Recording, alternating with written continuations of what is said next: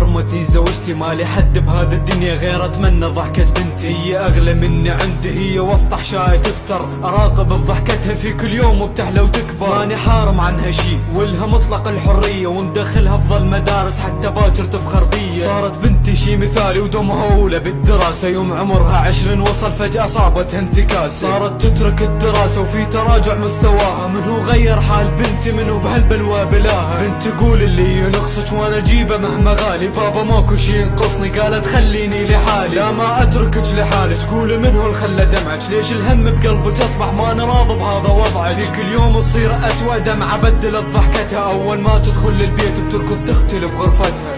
حيلي هد وبابي انسيت فيها صارت هذا قصة ما قدرت اني انساها، ولا منطر نفسي اي فرصة.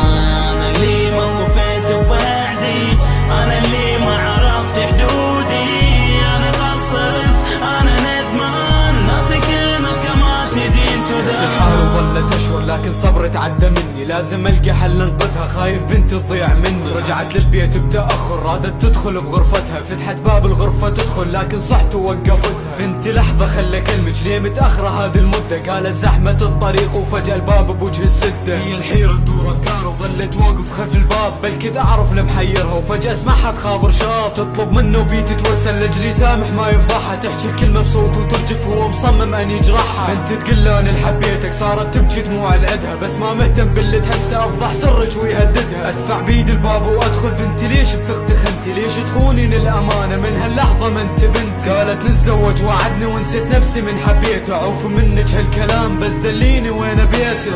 حيلي هد